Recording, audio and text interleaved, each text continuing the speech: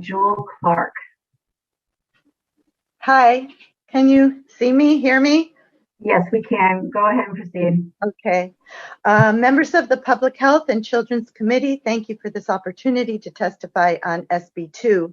My name is Julie Clark, and I own and operate Cass Preschool and Child Care Center in Woodbury, Connecticut, which I began in 1989 in my living room as a single mother with two small children.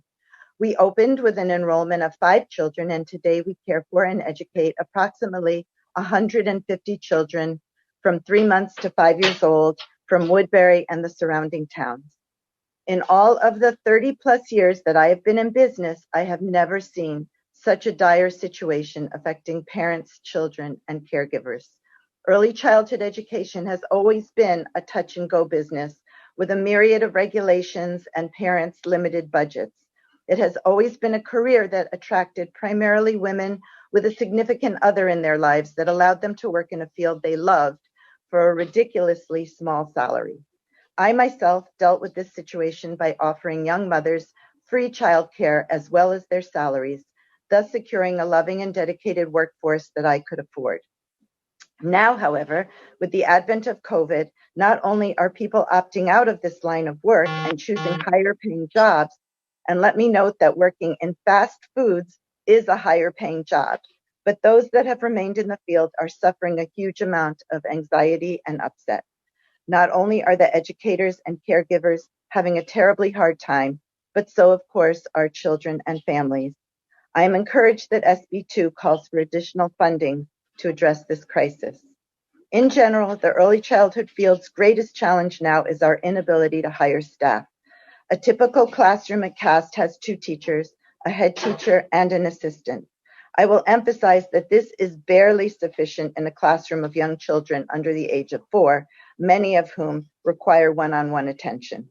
Due to this staffing shortage, we have been forced to close classrooms or have only one teacher in a classroom, or even of more concern is the fact that we are simply not able to give enough time and attention to a child who exhibits challenging needs or behaviors. All children, but particularly these children, are suffering during this difficult time. It is imperative that we stabilize the childcare industry.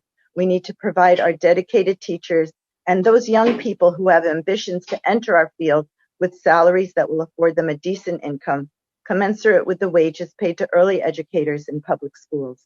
If we lose any more of our teaching staff going forward, we will be unable to continue this valuable service that young families and our economy depend on. Many childcare businesses have already closed their doors. After 33 years, I am struggling to keep mine open. It is my understanding that this year we will need a $700 million down payment on what should eventually be a $2.5 billion system to enable parents of the 170,000 Excuse me, can you please summarize? Thank you. under 5 to access free pre-K and high quality affordable childcare in the setting of their choice.